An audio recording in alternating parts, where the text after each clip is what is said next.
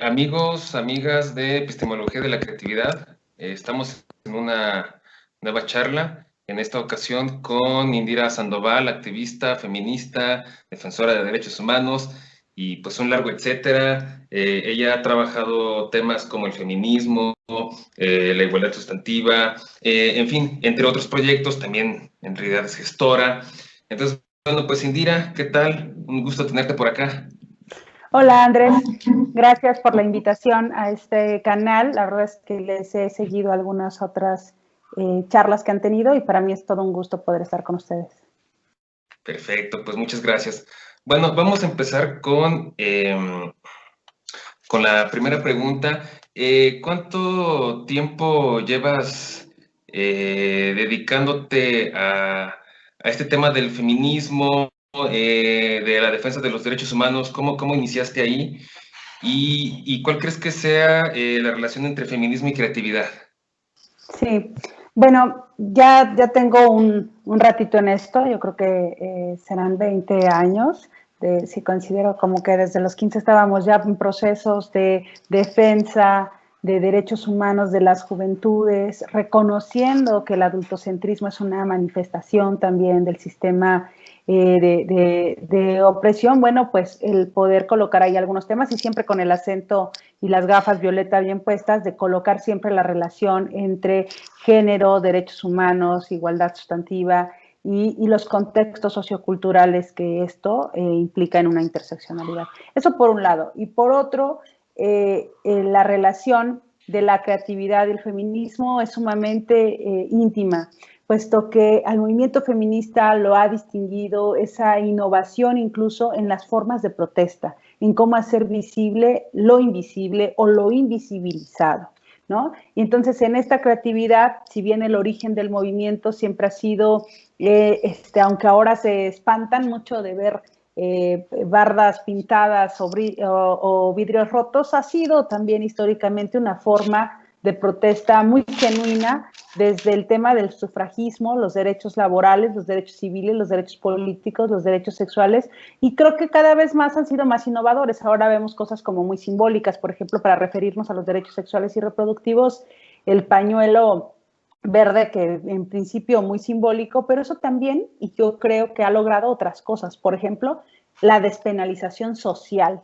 del aborto. O sea, el tema es que el feminismo tiene un requisito fundamental y es la conciencia del tema de la causa. O sea, no podemos estar siendo feministas sin que eso nos atraviese individualmente y colectivamente nuestros contextos. Entonces, sabemos muy bien ahí que la creatividad de colocar, desde el tema epistemológico, pues de colocar nuevo conocimiento, nuevos términos, porque también ellos se nos habían negado, como si las feministas y las mujeres en particular no fuéramos esas sujetas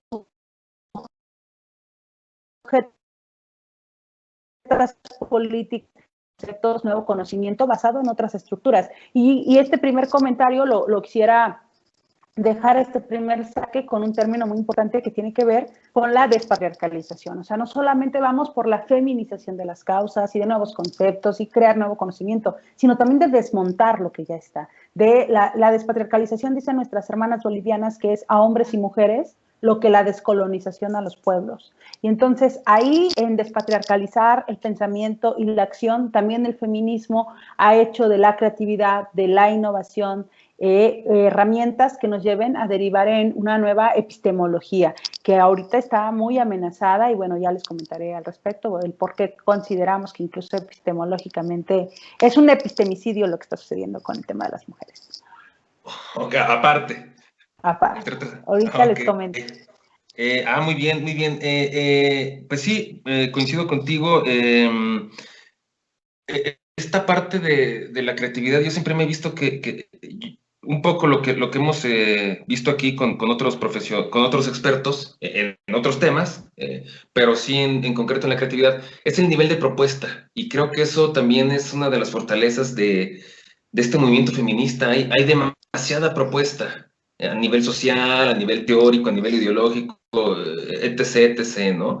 Entonces, bueno, en ese sentido nos das un panorama de los retos del movimiento feminista, que tiene antecedentes, y que bueno, en ese sentido un movimiento revolucionario, ¿no? Es el movimiento progresista y más, es el movimiento más progresista y más revolucionario vigente hasta nuestros días.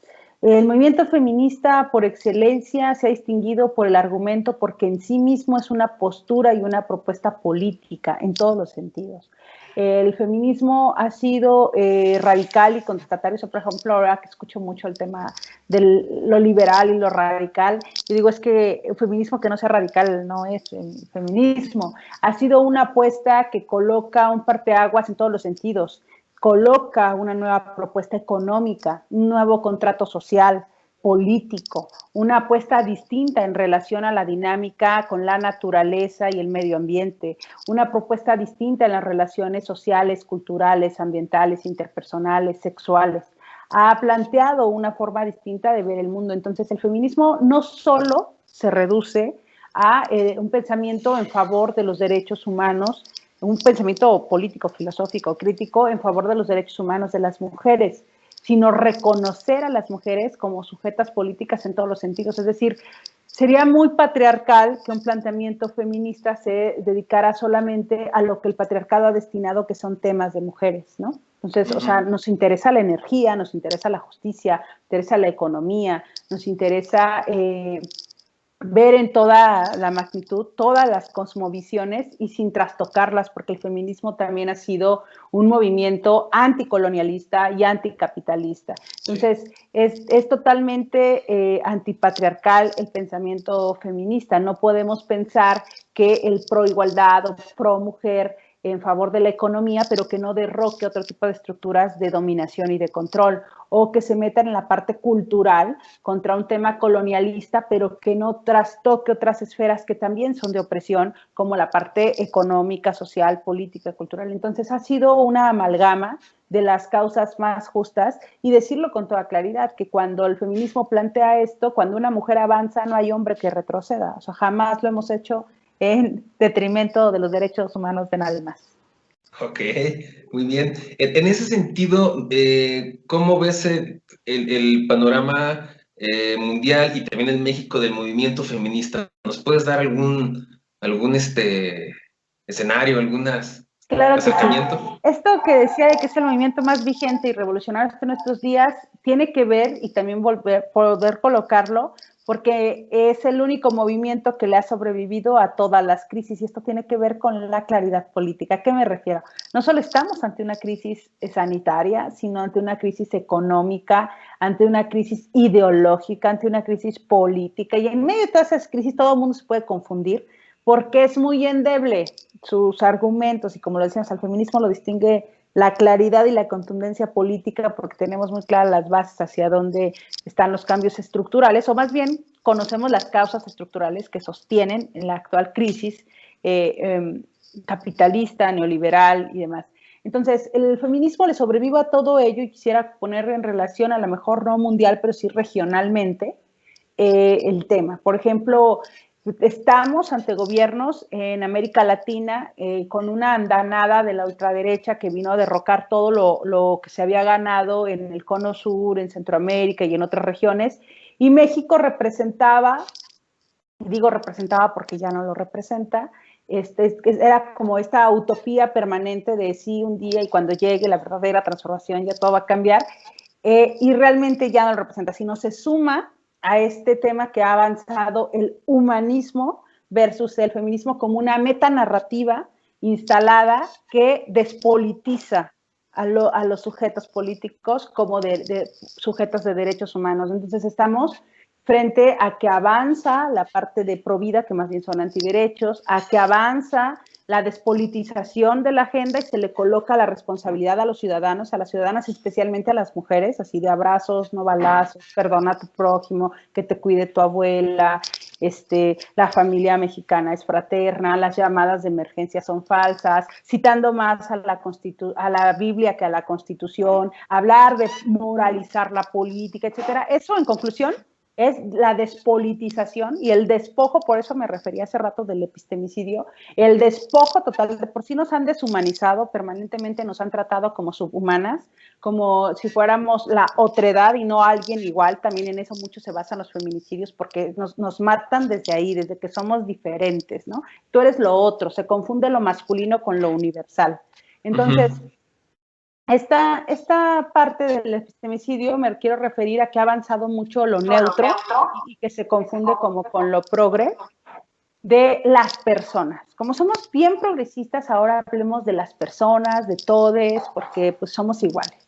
Entonces, no, allá afuera no nos matan personas a otras personas, y no nos violan personas a otras personas, ni nos secuestran personas a otras personas.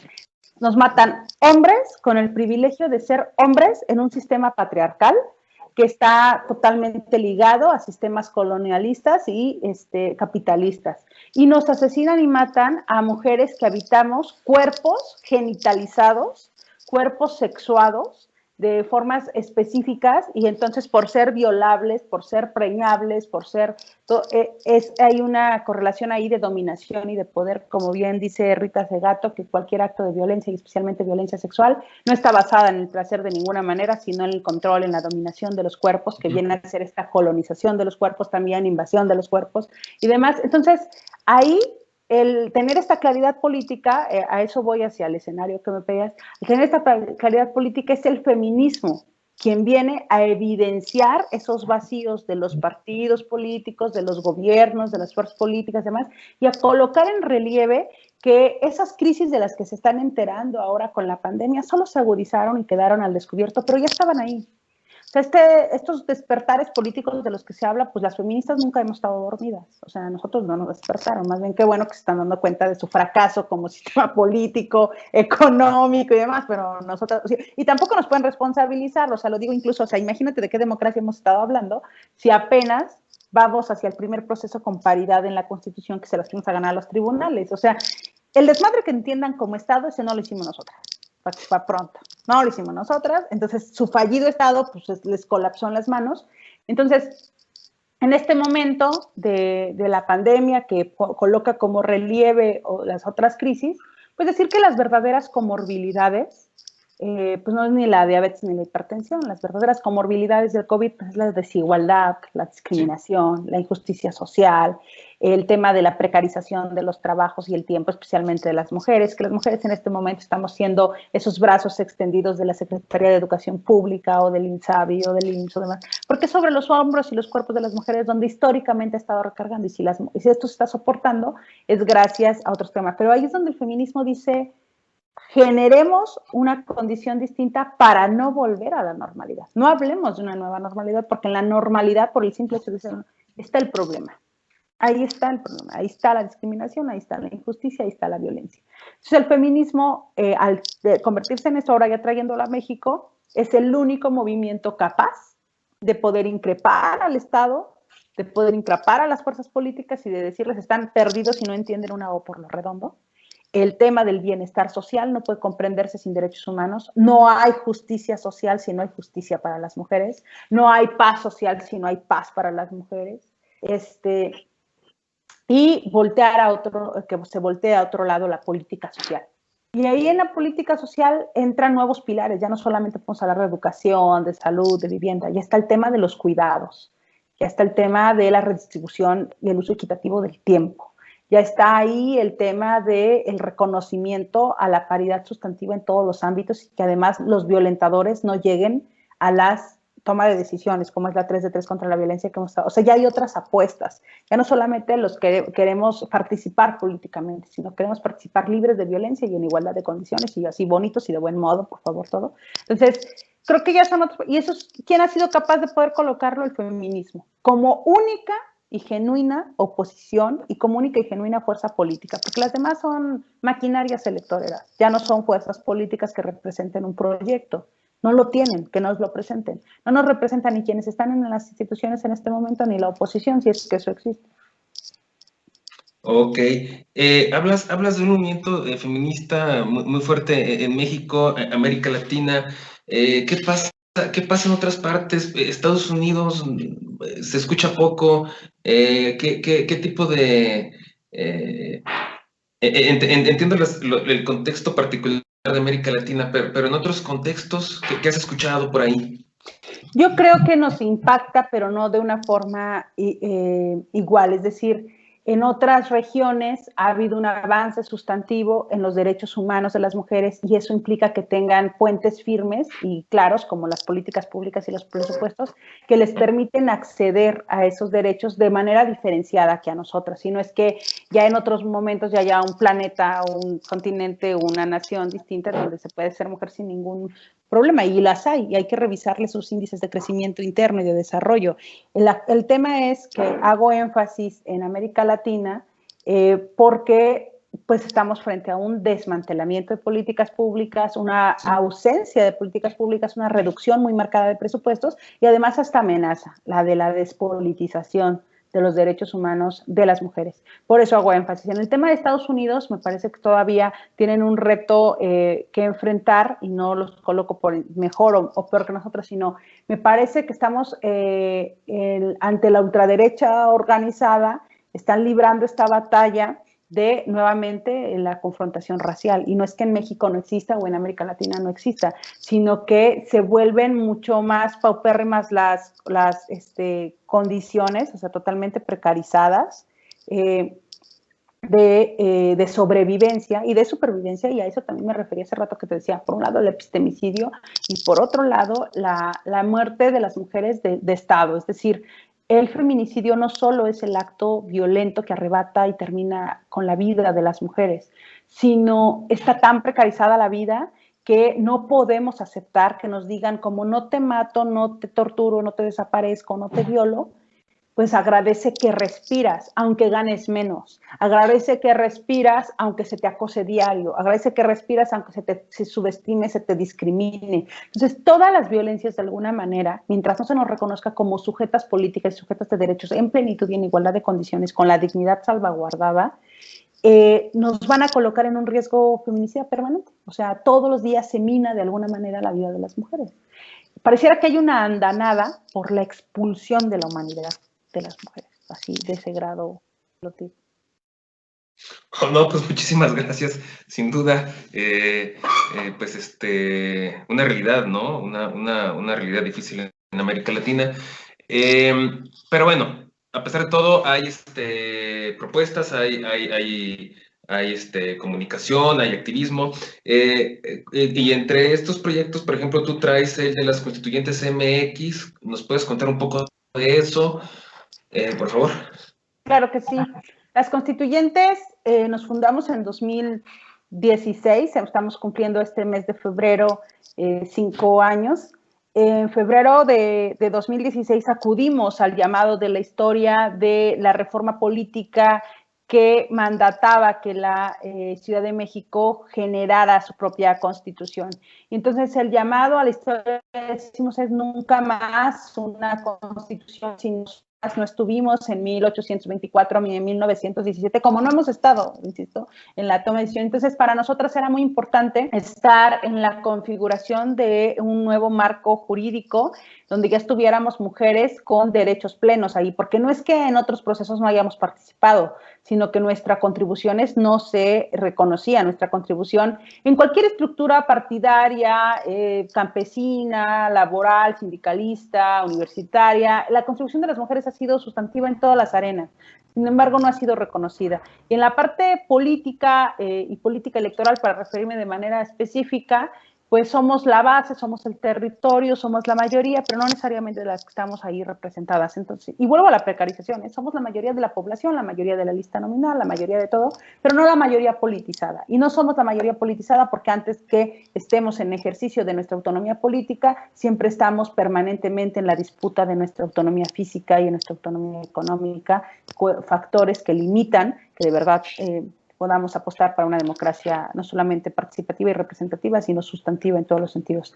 Entonces, acudimos a esta cita a las constituyentes desde febrero de 2016 para poder incidir de manera directa, específica, en la Constitución de la Ciudad de México, y logramos hacerlo a través de inscribir 8 iniciativas ciudadanas, así tal cual, desde su exposición de motivos, qué artículo queríamos modificar, cuáles a todos los 100 constituyentes se les había olvidado, no tenían ni idea de qué plasmar, lo hicimos, pero además habría que decir que nosotras tenemos una consigna, que más que consigna la hicimos nuestra ruta política, es que nosotras estábamos por una constitución feminista, democrática, ciudadana, incluyente y popular. Y pues el proceso constituyente no fue ni ciudadano, ni democrático, ni popular. Por eso también se vuelve importante la postura crítica de las feministas. No fue ciudadano, puesto que no, y ni popular, puesto que de los 100 constituyentes, mujeres y hombres, solo 40 fueron electos en urnas y 60 y 40 nos cayeron del cielo, así 14 del Senado, 14 de la Cámara de Diputados, 6 de la Presidencia de la República, 6 de la Jefatura de Gobierno. Teníamos constituyentes de la Ciudad de México que ni siquiera habitaban ni transitaban la Ciudad de México. Entonces, para empezar ahí ya no era ni ciudadano, ni democrático, ni popular. Lo que debió haber sido la panacea del primer proceso constituyente en el siglo XX y XXI, perdón, del siglo XXI en el país, pues no tuvo ni siquiera el 30% de participación ciudadana. Es decir, que de cada 10 personas habilitadas para poder votar, ni siquiera 3 votaron. En la Constitución fue muy a modo, lo tomaron como un marketing político, no le alcanzó al entonces jefe de gobierno a hacer de la Constitución su ruta, lo convirtió en el patio trasero de Los Pinos a la Ciudad de México y pues ahí las mujeres demostramos que la participación política no se circunscribe a los partidos políticos, ni se limita a ello, ni la participación ciudadana se puede limitar al voto. Y ahí con una contundencia muy clara de saber qué queríamos y qué derechos queríamos que planteáramos, tenemos a la Constitución Violeta, las constituyentes somos autoras de la Constitución Violeta, que es la versión feminista de la Constitución. Artículo por artículo le dijimos cómo queríamos que quedaran y logramos incidir en algunos que son muy interesantes, como el derecho al cuidado digno y al tiempo propio, que aunque, o sea, para poner un ejemplo por qué es importante, que aunque Andrés Manuel llegara y dijera, se desaparecen todas las guarderías, Claudia Sheinbaum en la Ciudad de México dijo, chinga, pero es que aquí el derecho al cuidado sí está consagrado en la Constitución de la Ciudad de México. De eso estoy hablando. Cuando la diferencia entre si es un derecho humano, hacer una ley, hacer un programa, hacer un proyecto, hacer una acción, hacer una actividad, pues estos son universales, estos son interdependientes, estos son indivisibles. Entonces, ¿qué hacemos los constituyentes? Pues constituciones y promovemos que estos derechos humanos se consagren en las constituciones. Y actualmente hemos llevado de la mano con otras colegas a que este derecho al cuidado digno y al tiempo propio ya se aprobó la reforma constitucional a nivel federal y está ya en el Senado esta minuta. Lo hemos venido haciendo. ¿Cómo trabajamos las constituyentes? Hacemos procesos informativos, formativos. Ya graduamos 5 generaciones de la Escuela de Verano Feminista, de construcción de conocimiento crítico, de construcción de conocimiento feminista de manera autónoma y autogestiva. Tenemos también procesos de incidencia política, como el cabildeo de las propias iniciativas, y ahorita nuestro más reciente éxito es la 3 de 3 contra la violencia, que logramos que sea una iniciativa aprobada de manera federal para que se vuelva un requisito electoral no ser deudor de pensión alimenticia, no ser acosador sexual o agresor y no ser agresor por razones de género en el ámbito familiar y político como un requisito para quienes aspiren a ocupar una candidatura. Entonces, pero tenemos claridad de esto que nos preguntaba también desde el tema epistemológico y desde la creatividad. Con la claridad política de una agenda irrenunciable, en la medida del tema se genera la movilización en torno a la idea, no en torno a personas ni afinidades de otra índole que no sean la propuesta política en la mesa. Sí, eso es también como, yo siento muy interesante del movimiento feminista, el no unipersonalizar el movimiento, y eso ha sido una propuesta innovadora, ¿no? Y creativa. Estoy de acuerdo en ello. ¿En qué otros proyectos has participado que te gustaría compartirnos? Nosotras tenemos otros datos que también creo que es parte de la creatividad, la metanarrativa y contranarrativa. Es decir, hemos venido siendo blanco, las feministas, de criminalización y de protesta, pero también de manera muy fácil todo el mundo se monta en las narrativas, ¿sabes? Por ejemplo, pongo un ejemplo muy concreto, que fue el 9, ninguna se mueve, ¿no? Y entonces rápido en chinga el sistema capitalista así, las empresas, sí, claro, ninguna se mueve, y playeras, así, ya encontramos playeras así de sororidad con diamantina rosa en Zara y en todas las tiendas así, comerciales. Entonces, ¿cómo se subieron, no? O sea, y además tan patriarcales son que cuando queremos parar, ellos acuden a darnos permiso, ¿no? Entonces veíamos como que también hasta la propia iglesia ha venido cambiando su narrativa para poderse nos colar así entre que la vida y nos interesa la vida, así. Y nosotras tenemos otros datos, el presidente lo decía de manera muy recurrente para negar la realidad, ¿no? O sea, decía, yo tengo otro dato, que lo tenemos documentado, que desde que salimos con eso no ha vuelto a decir que tiene otros datos. Entonces nosotras veníamos un poco midiéndole a eso. ¿Qué pasa? Nos está ganando con que, porque podemos hacer un inventario de lo que sucede en México, es decir, la militarización del país, la vulneración del Estado laico, el desmantelamiento de políticas públicas, el adelgazamiento institucional, la polarización política, el desdibujamiento. En este inventario entra el desdibujamiento del poder legislativo y el que impere un presidencialismo absoluto. Entonces, cuando vimos, bueno, pues, ¿qué hacemos? ¿Qué hacemos? O sea, es neta, o sea, ¿cómo nos colocamos?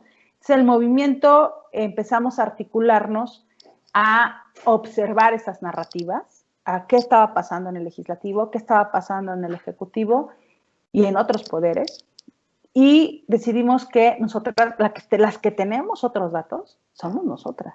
Las que tenemos documentada una realidad distinta de los territorios que habitan y transitan las mujeres y las niñas en este país, somos nosotras.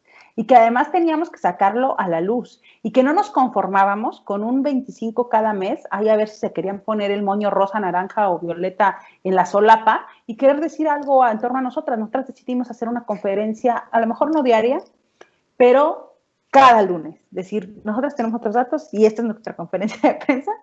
¿Y por qué hago alusión al desdibujamiento de lo legislativo y a la conferencia? Porque pareciera que la máxima tribuna de este país dejó de ser el Congreso que confluyen donde confluyen las fuerzas políticas, para mostrarse o trasladarse a un comentario matutino a modo, y desde ahí se hacía la política pública, porque pues la canción dice que mi palabra es la ley, ¿no? Entonces, era instalarnos y reconocer eso y arrebatarles ahora a nosotras, la narrativa que estaba instalada, arrebatarla a nosotras para poder colocarla en la palestra pública de manera distinta. Entonces yo creo que ahí también un poco respondemos a la primera pregunta de esa es la relación entre la creatividad y el feminismo, entre politizar también desde otras maneras innovadoras, y también decirlo que el feminismo es, y esto tiene mucho que ver con la creatividad también, el movimiento político más civilizatorio,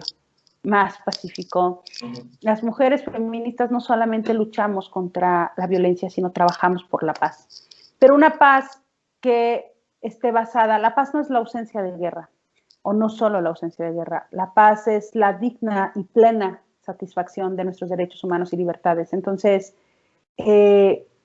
para quien se escandaliza porque le preocupan más las paredes y los vidrios, no ha sido de otra manera la conquista de derechos humanos. O sea, porque también pensemos en la misoginia que ahí está intrínseca. Porque si fueran hombres, si ya nadie se acuerda, yo creo, de sus libros de historia con Miguel Hidalgo y la antorcha en la mano.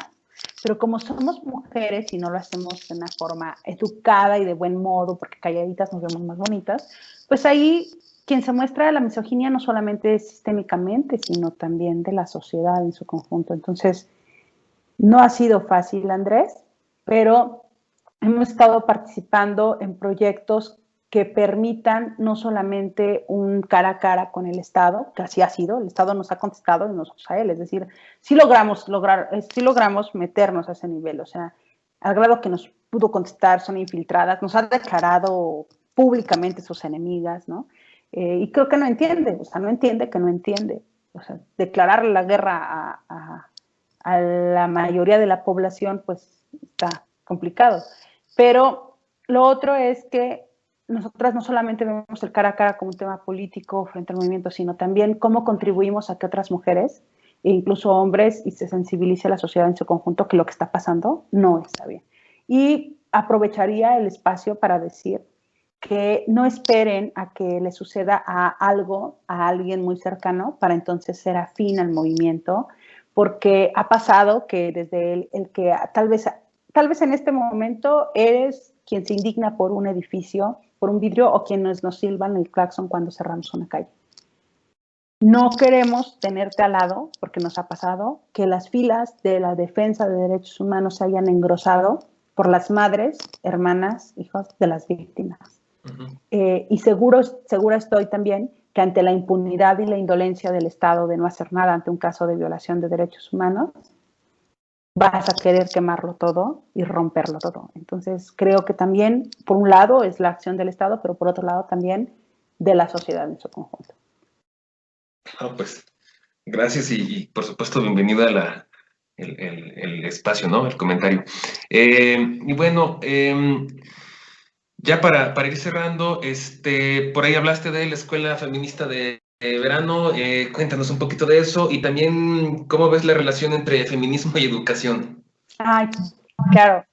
Yo creo que para empezar que el feminismo es una apuesta no solamente cuando yo me refiero a decir civilizatoria, desde luego que es muy lejano a lo que por civilización el sistema colonialista ha imperado, ¿no? Así como les enseñamos, hay que civilizar sino civilizatoria en torno a la paz, pero en términos de conocimiento totalmente popular, horizontal, colectivo, y reconocer los saberes de todas, sí, pero también reconociendo que la categoría y análisis y desarrollo de conocimiento y de creación de conocimiento y la epistemología feminista ha sido clave para regalarle a la humanidad y no solo a las mujeres, a la sociedad y no solo a las mujeres, a las naciones y no solo a las mujeres, nuevas formas de comprender el mundo y nuevas formas de comprender las estructuras en las que se entretejen distintos factores que nos atraviesan la vida de manera interseccional.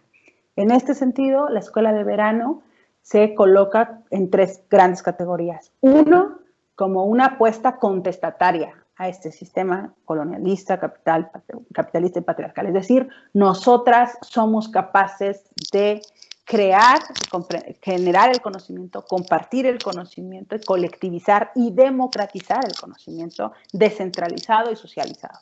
Esa es una apuesta política. Segundo, como una acción de participación política y ciudadana, es decir, el tiempo que las mujeres podamos darnos para un proceso nuestro, como una agencia individual, porque estamos al servicio permanentemente de todo el mundo, de los hijos, de la casa, de la comunidad, del tal, también se vuelve la escuela de verano un espacio de desarrollo de tus propios derechos. Si de no estás aquí conviviendo con compañeras, o sea, podemos hablar de clima y hablar de clima también va a ser hablar de política. Tomarnos un café también va a ser un tema. O sea, en un país, en un sistema donde se nos ha negado incluso el ejercicio de nuestro propio tiempo, la escuela de verano también no solamente se vuelve un manifiesto político en materia de conocimiento, sino de ejercicio de nuestros derechos en el uso del tiempo. Y tercera, se vuelve un semillero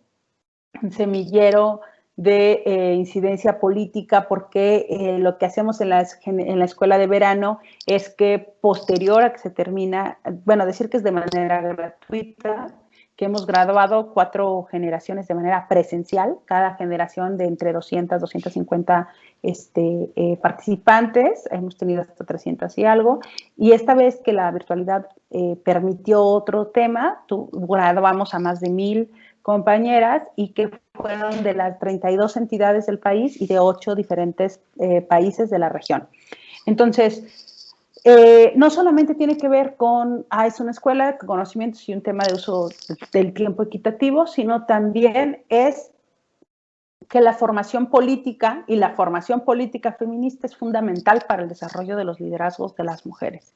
Entonces también se vuelve un semillero, generar ahí una apuesta por una agenda de derechos humanos, y al término de la escuela de verano se les hace una invitación a participar en la colectiva, y ahora pues justo eso nos permitió que las constituyentes pasamos de ser las constituyentes CDMX feministas, aunque ya irradiábamos con nuestro trabajo marcos jurídicos legales federales.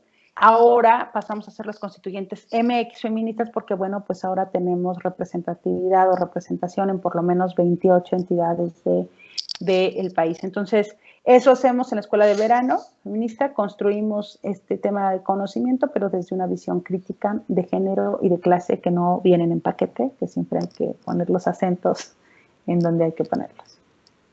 Ay, no, pues enhorabuena por esa propuesta. Yo llevo como desde el 2008 en el ámbito educativo, y nunca he visto algo así tan propositivo y ascendente, ¿no? Impresionante, impresionante y muy interesante. ¿Algo más que te gustaría agregar de la relación educación-feminismo?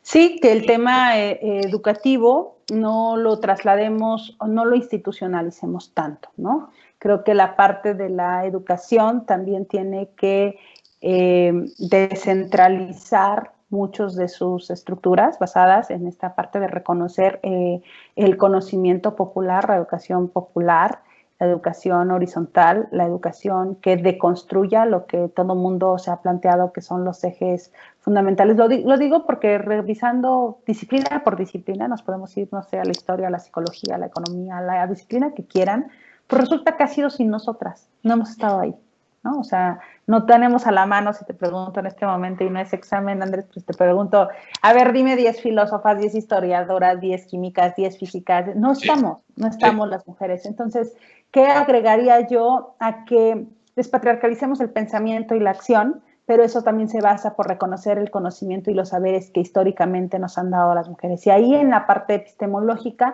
habrá que reconocer que hay una epistemología feminista que ha permitido generar nuevas formas de conocimiento, aunque se nos niegue. Por ejemplo, el feminismo entró en la RAE, que además también, o sea, ¿quién es la RAE? O sea, ¿qué autoridad nos puede hablar?